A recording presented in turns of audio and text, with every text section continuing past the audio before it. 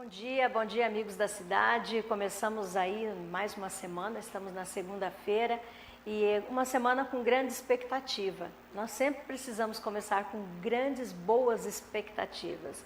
A expectativa de viver, a expectativa de viver com qualidade, a expectativa de ajudar outros a viverem e ajudá-los a viver com qualidade. Por isso é importante estarmos bem e por isso é importante termos fé e buscarmos a presença de Deus. E eu quero começar a semana pensando junto com você que no domingo nós vamos comemorar um lindo dia, o dia da ressurreição. Mas antes da ressurreição nós temos que lembrar que houve também a crucificação. Então nessa semana nós começamos a semana que traz um trajeto, uma sequência daquela caminhada que Jesus Cristo fez ao Calvário.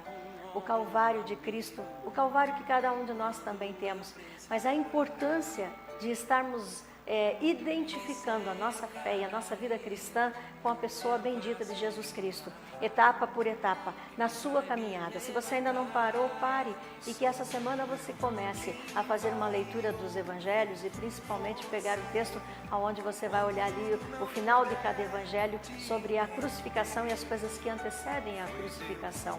O momento em que Jesus esteve no Getsêmani, que ele colocou a sua vida diante de Deus, dizendo: se possível, passe de mim esse cálice, todavia não seja como eu quero, mas como tu queres, ó Senhor.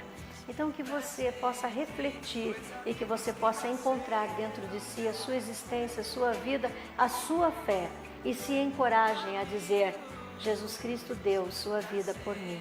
Eu posso também fazer com que a minha vida seja uma vida bem vivida e com qualidade. Que o Senhor nos abençoe no início dessa caminhada, a nossa caminhada da semana. E que você neste programa possa encontrar respostas, que você possa encontrar amigos, que você possa encontrar-se a si mesmo. Esse é o desejo do meu coração, esse é o desejo que nós temos para os amigos da cidade. Nós temos uma alegria, uma satisfação. Primeiro de começar a semana já é uma alegria, mas hoje nós temos uma satisfação. Continuando um trabalho da semana passada que foi de excelência, hoje não vai ser diferente. Nós temos aqui o Dr. Guilherme Médici, médico psiquiatra em Campo Mourão e que talvez você ainda não tenha tido oportunidade de conhecer. E hoje você vai ter junto comigo essa alegria e essa oportunidade. Dr. Guilherme, seja muito bem-vindo no programa Amigos da Cidade. Muito obrigado, agradeço o convite.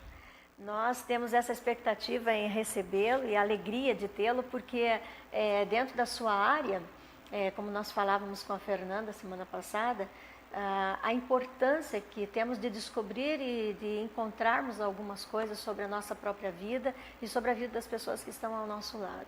E Campo Mourão, realmente, temos bons médicos, mas temos uma necessidade também muito grande. Eu acho que é assim que vocês conseguem ver, não é, doutor?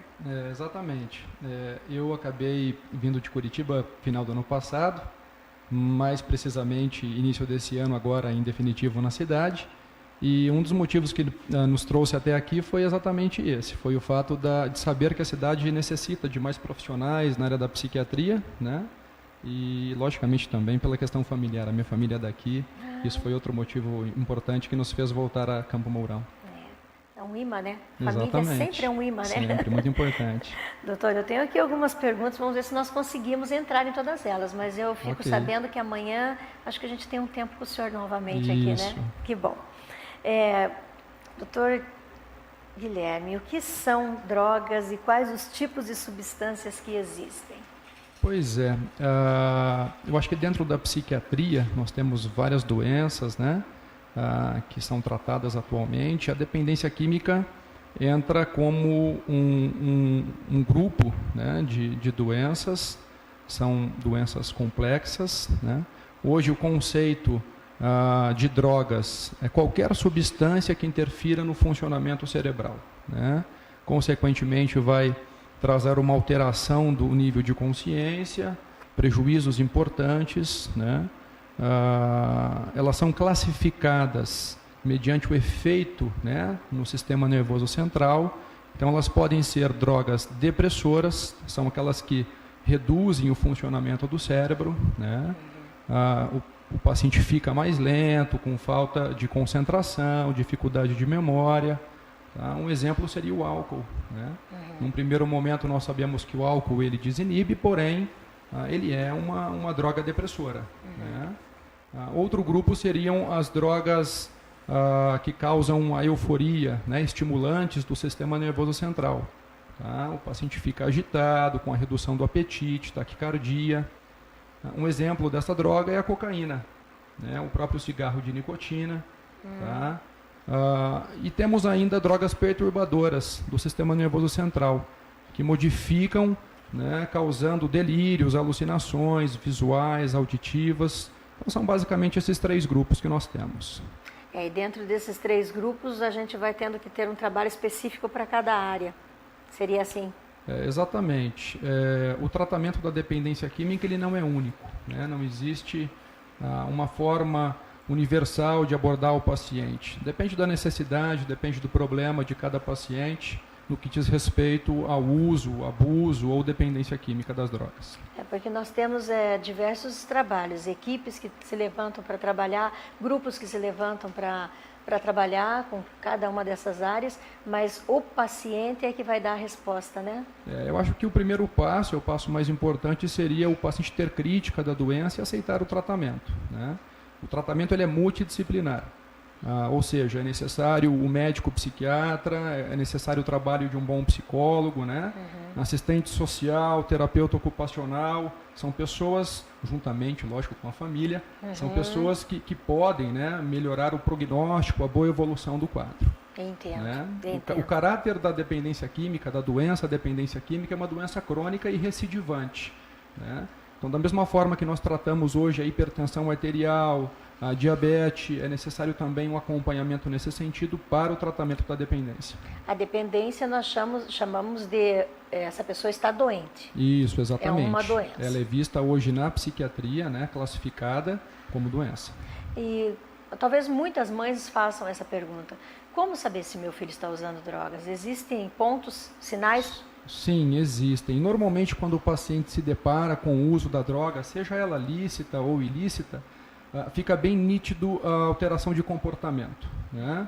Então, se você começar a observar que seu filho vem mudando a forma de se vestir, é um indício, né? Um comportamento mais agressivo, pedidos incessantes de dinheiro, né? Alguns pacientes muitas vezes passam a portar agulha, seringa, né? Algum tipo de cigarro, cachimbos, né? O próprio baixo rendimento escolar, nós sabemos que pode ser um indício também, né? Ou até mesmo a desistência, muito comum na prática. Tá? Então são alguns fatores que interferem aí e nos faz pensar no provável consumo da substância. Nós sabemos que hoje o início do consumo das drogas, se formos pensar aí em cigarro, álcool, maconha e até mesmo cocaína, se dá hoje, infelizmente, no Brasil em torno de 12, 13 até 14 anos. É muito cedo. Muito cedo. Então, eu até vou sair um pouquinho das nossas perguntas, mas eu colocaria que o cigarro já é um pré para que alguma coisa venha acontecer depois? Sim, sim. Eu acredito que nós possamos definir aqui como um processo gradativo, né? Hoje, as drogas mais consumidas no Brasil são o cigarro e a bebida alcoólica, né? Porém, temos outras substâncias como solventes, a própria maconha, a cocaína, e agora, recentemente, o crack.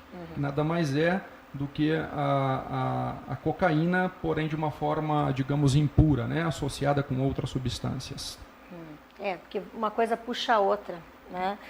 Isso mesmo. Nós costumamos dizer, sabe, doutor, que um abismo puxa o outro. No mundo cristão lá, a gente diz, olha, um pecado puxa o outro, um abismo puxa o outro. E assim no mundo das drogas também, né? É um abismo, né? Na verdade é um abismo puxando o outro. A gente percebe que são degraus diferentes dentro da dependência química. Doutor, quais as consequências do uso das drogas e o que elas podem causar no organismo da pessoa? As consequências são várias, né? Eu acho que não só se tratando da saúde do próprio paciente, né? Mas a gente percebe no âmbito profissional, muitas vezes o paciente larga o emprego, né? Abandona a família, se torna um delinquente, né? Em relação à saúde, podemos dividir, por exemplo, sabemos todos nós, através de educação que recebemos via escolas, jornais e outros meios de comunicação, que o cigarro pode causar câncer de pulmão, câncer de boca, enfisema pulmonar, quadros inflamatórios importantes, né? Já no caso do alcoolismo, é normal que o paciente intoxicado diante de um quadro agudo, ele pode ter quedas, afogamento, se envolver em acidentes de carro, né? O que pode gerar aí graves consequências, né? Não só para ele, mas também para outras pessoas, exatamente, né? Varizes de esôfago, são doenças hepáticas, né, graves, a cirrose, a própria demência alcoólica, o paciente vai perdendo a capacidade cognitiva, ou seja, o pensamento fica prejudicado, memória, raciocínio lógico, né? Então tudo isso interfere diante do consumo abusivo aí do álcool ao longo dos anos, né? Já no caso da cocaína, bastante comum aumento da pressão arterial, taquicardia, o paciente pode ter crises convulsivas, coma e chegar até a morte. Sim. Tá? Quanto à maconha, é muito comum a hiperemia conjuntival, que são os olhos, né, que ficam avermelhados, tá? A dilatação da pupila. Tá? Tem alguns estudos recentes falando da relação do uso, do consumo da maconha com a infertilidade, tanto no homem como na mulher. Então são graves, né, doenças e sérias consequências que nós devemos fazer um trabalho preventivo, no sentido de evitar que essas pessoas, essas crianças, esses adolescentes e adultos façam consumo de algum tipo de substância psicoativa. Entramos numa situação bastante bacana para nós pensarmos, né? Prevenção. Sim, sem dúvida. Eu acredito que hoje a prevenção seria uma das principais formas de abordar a dependência química. E nós precisamos pensar em fazer um programa sobre isso, né? A prevenção. Exatamente. Quando eu digo um programa, não é só o programa Amigos da Cidade, mas um programa a nível municipal, estadual, que leve, por que não o Brasil todo? Como política pública mesmo. Política né? A gente pública. percebe que hoje não existe o que nós temos nas cidades, nos municípios, mesmo que cidade de porte maior, é muito deficitário. Né? Não existe uma equipe especializada para isso, né, preparada para receber um dependente químico, né? Então realmente eu acho necessário pensarmos nesse sentido de criar um grupo, né, homogêneo e com capacidade para orientar não só os pacientes, mas também familiares. Exatamente. Eu tenho dito que se nós ficarmos olhando programas de televisão como fatos que vemos no Rio de Janeiro, São Paulo, em combate, né, ao crack e tudo mais, e ficarmos pensando se lá eles estão assim, que é um porte tão grande, não conseguem chegar até as pessoas, algumas pessoas pensam, quanto mais nós em Campo Mourão. Eu penso diferente. Eu penso que nós estamos numa cidade onde ainda temos condições de chegar na nossa população, de chegar no nosso jovem, na nossa criança com mais facilidade. Né? Porque se conhecem, nós somos pessoas que nos conhecemos de um bairro, de outro, temos a facilidade. O comércio tem facilidade de conhecer as pessoas que habitam na sua cidade. Eu concordo com a senhora, pastor. Eu acho que a dificuldade ela existe, independente do tamanho do município. Né? Infelizmente, hoje as drogas tomaram conta, né? Porém, eu acredito que o trabalho, né, digamos, em mutirão seria favorável, né, na abordagem dessa doença tão impactante hoje, não só no Brasil, no mundo todo. Destrutiva, né? Está destruindo não só uma vida, aquela que usa, mas está destruindo a família, o contexto familiar e o contexto sociedade. Eu ouvi uma colocação, uma certa ocasião, de que uma pessoa viciada, né, dentro da família, dentro da residência, ela atinge 50 pessoas na sua esfera, né, entre amigos, vizinhos, conhecidos e assim por diante. Isso faz sentido, porque uma das formas de tratamento, né, além do tratamento farmacológico, da psicoterapia, é necessário também alteração de comportamento, né? Então, de nada adianta se o paciente vai ao consultório, se vai ao médico psiquiatra uma vez por semana, se toma a medicação de forma correta, porém não muda seu estilo de vida. Sim. Né? Então, ele deve mudar o trajeto que ele faz para o trabalho, o trajeto que ele faz para casa, né? O próprio convívio, né? Os amigos de uso, né? Que na verdade não são amigos, acabam só induzindo, né? Contaminando para que o paciente faça consumo de determinada substância. Sim. Então, realmente, é um fator importante que deve ser analisado. Essa mudança comportamental é fundamental no tratamento. Muito bom. Onde procurar ajuda? Como procurar ajuda, doutor? Hoje nós temos alguns órgãos responsáveis, né, para o tratamento da substância psicoativa, da dependência química. Um deles é o Centro de Atenção Psicossocial, tá, denominado CAPS. Aqui em Campo Mourão nós temos o CAPS, porém o CAPS 1. Em breve será também inaugurado o CAPS AD, esse específico para álcool e outras drogas. Excelente. Tá? Então, é um trabalho importante que a Prefeitura está desenvolvendo e que eu acredito que em breve estará em funcionamento para a população. Uma outra forma de tratamento, além do CAPS, seria a busca, né, pelo tratamento ambulatorial. Tá? Isso pode ser feito através do 24 horas, através do ambulatório de saúde mental, que fica na Secretaria Municipal de Saúde. Né? Além disso, nós temos alguns grupos, né, de autoajuda, como os Alcoólicos Anônimos. Tá? É muito importante, né? São pessoas que passaram por situações e que hoje juntas buscam uma ajudar a outra. Tá? Inclusive, se alguém tiver interesse, pode acessar o site www.alcoolicosanonimos.org.br. Tá? Temos os Narcóticos Anônimos, tá? Também um outro grupo, né, focado para outras drogas, no caso de cocaína, crack. Tá? Temos o Amor Exigente, que é um grupo que contribui no acompanhamento, no acolhimento e orientação de familiares. Né? Então, familiares que têm alguém na família dependente químico, né, pode usar aí desse recurso para obter informações, orientações acerca de aonde buscar o melhor tratamento, como fazer com um paciente. Tá? São vários hoje, eu acho que as formas de tratamento, né? Vários braços aí, né? Exato. Acho que é importante, pastora, diante dessa doença, buscar um profissional especializado para que o profissional possa fazer um atendimento e, diante do quadro específico daquele paciente, passar as devidas orientações e também os encaminhamentos. Na sua opinião, a família, quando ela está detectando que o seu filho, seja adolescente ou jovem, né, ele está envolvido, né, no mundo das drogas, na sua opinião, deve-se forçá-lo a estar sendo internado o mais rápido possível ou não? Isso é um assunto bastante delicado, né? Nós temos profissionais na psiquiatria que são a favor, tá, de fazer o internamento não voluntário, né, e temos profissionais que são contra. A minha opinião pessoal, eu sou a favor. Tá? Eu acho que em determinado momento do consumo abusivo, por exemplo, da cocaína ou do crack, o paciente não tem condição de tomar decisão por conta própria. Tá? O que pode colocar em risco a vida dele e a vida de outras pessoas. Né? Como eu disse no começo, a alteração de comportamento, o paciente fica violento, fica agressivo. Muitas vezes, se o pai, se a mãe não fornece dinheiro para que ele consiga comprar a droga, existe risco de suicídio, de homicídio. Então devemos levar em consideração esses fatores. Né? Eu acredito que o tratamento não voluntário, a partir do momento em que ele é realizado e se tem uma equipe pronta para atender o paciente, né, e junto com uma entrevista motivacional, ele pode se passar aí de não voluntário para voluntário. Né? É possível.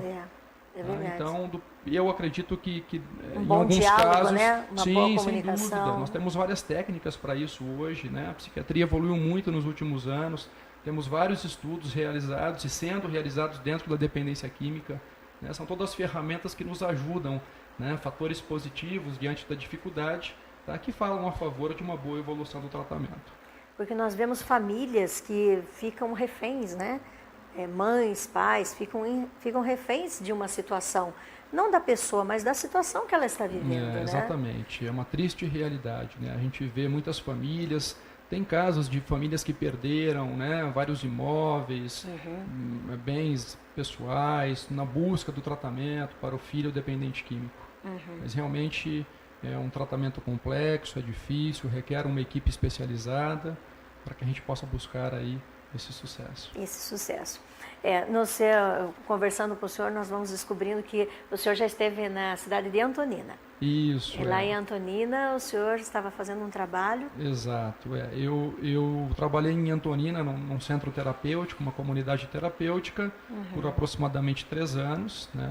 E agora, recentemente também, inauguramos em Campo Mourão uma comunidade terapêutica com a mesma equipe de Antonina. Né? Trouxeram. Isso, todos. Exatamente. Deixaram discípulos lá, né, doutor? Sim, com certeza. Né? Eu me preocupo com a Antonina também. Não, realmente. Nós trouxemos a equipe por ser uma equipe bem preparada, ter uma vasta experiência na área. Para começar, hoje, né, desbravar. hoje nós temos a psicóloga Gisélia Missi, que está conosco no Centro Terapêutico, e inclusive nos próximos dias estará aqui também falando um pouquinho de dependência química. O André Weiler, que é um técnico em reabilitação para dependência química, que também fazia parte da equipe de Antonina. Né? Então, nosso objetivo é prestar esse atendimento, assistência a pacientes e familiares de dependentes químicos aqui na cidade. Muito bom, precisamos. Eu acho que é muito bem-vinda toda a equipe, o senhor é muito bem-vindo, porque precisamos. Né? Aliás, qualquer cidade que o senhor fosse, todos iam dizer isso. Estamos precisando, infelizmente. É verdade. Porque bom seria que dissesse, olha, aqui na nossa cidade nós não temos tanta necessidade, mas não é verdade, precisamos. É verdade. Normalmente, se tratando do tratamento, da abordagem inicial, nós temos 3 principais níveis, né, de tratamento. Seria o tratamento em regime integral, onde o paciente interna, ele fica lá sendo supervisionado, né, pelo médico psiquiatra, pela equipe multidisciplinar de uma forma geral. Tá? Esse tratamento, muitas vezes, no caso da dependência química, ele é necessário para a desintoxicação. Né? Na sequência, podemos encaminhar este paciente para um hospital dia, clínica dia ou clínica turno, né? Aqui no caso o próprio CAPS, que são órgãos que funcionam das 8 até as 16, 17 horas de segunda a sexta-feira. Seria já um tratamento intermediário, né? E aí, na sequência, o tratamento ambulatorial, onde faríamos o segmento do tratamento do paciente portador de dependência química ou outra doença psiquiátrica qualquer. A família precisa passar por um tratamento também? A família, eu acho interessante o acompanhamento, né? Seria fundamental que pudéssemos fazer um trabalho preventivo também com a família. A gente percebe hoje na prática que falta diálogo dentro de casa, né? Então, é fundamental que o pai converse sobre droga com o seu filho, que saiba orientar o seu filho a dizer não, né? Explicar que se de repente num ambiente escolar alguém vier oferecer algum tipo de substância, que ele diga não, né? São pontos importantes para que a gente consiga frear essa doença tão complexa. Nós fizemos um programa que virá no futuro próximo, e nessas entrevistas conversamos com algumas meninas, moças, já mulheres, e fizemos uma pesquisa, né, como elas entraram nesse mundo. E a pesquisa foi unânime, todas aos 15 anos, em tempo escolar, por curiosidade, e, né, porque um amigo chama outro, e assim a curiosidade, também preciso, também quero ser importante, e levou-as à situação que elas estão vivendo hoje. Eu acho que a curiosidade realmente é um motivo que a gente percebe que faz o paciente buscar algum tipo de droga, mesmo sabendo que não faz bem. Né? O fato do adolescente querer ir perante o grupo, né, se sentir bem, se destacar, então muitas vezes leva a experimentar o cigarro, a bebida alcoólica, a maconha, né?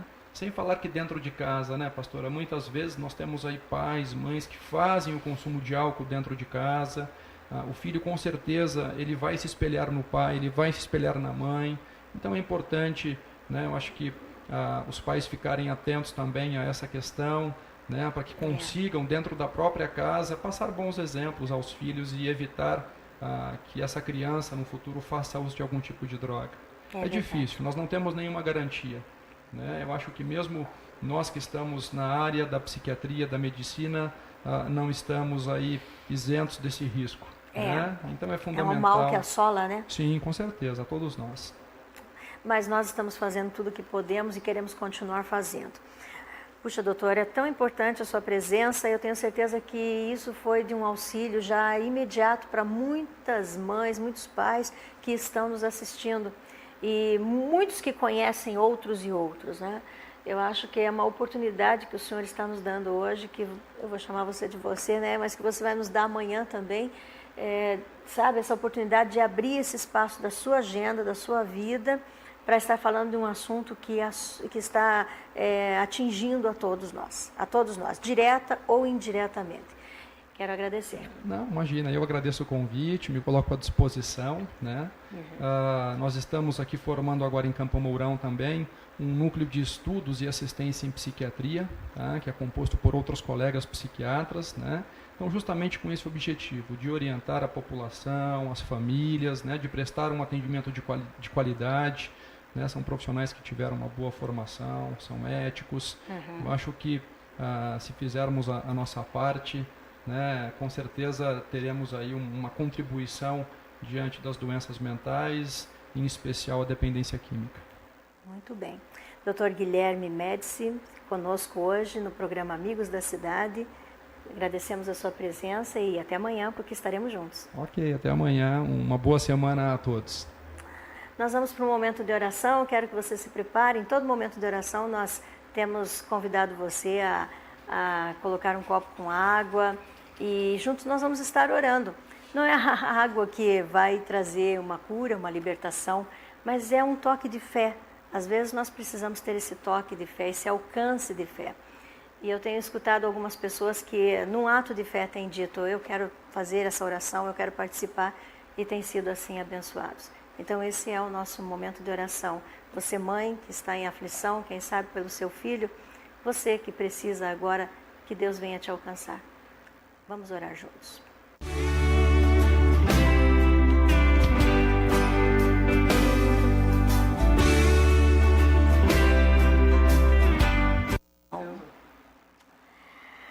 Senhor nosso Deus e nosso Pai, nós estamos vivendo esse momento e, como eu dizia agora para o doutor, a nossa ação, ela é em todos os sentidos e a oração é uma delas. Deus, e nós queremos colocar esse momento na Tua presença. Talvez muitas mães, muitas mulheres, muitos pais, familiares têm sofrido tanto em busca de uma resposta, pelo seu filho, pelo seu neto, pelo seu sobrinho, pelo cidadão. E nós queremos pedir que nesse momento o Senhor esteja abençoando todo esse trabalho que é feito pelo poder público, abençoando todo esse trabalho que é feito por tantos órgãos se levantando para fazer o melhor pelo ser humano. A equipe do Dr. Guilherme, que agora de uma forma muito esplendorosa entra na nossa cidade, que o Senhor venha estar abençoando esse tempo, esse caminho. E quero pedir que esse copo com água alcance a necessidade, seja ela física, emocional ou espiritual. Se alguém está sofrendo de dores, que o Senhor possa alcançar, curar, libertar e abençoar. Esse é o nosso momento da oração, é o nosso primeiro momento desta semana. E que os nossos ouvintes, nossos telespectadores, amigos da cidade, sejam todos alcançados com a bênção da cura, com a bênção da paz. Em nome de Jesus. Nós agradecemos esse tempo tão especial. Amanhã, Amigos da Cidade volta a estar com você. Que você seja abençoado e que o seu dia seja abençoado.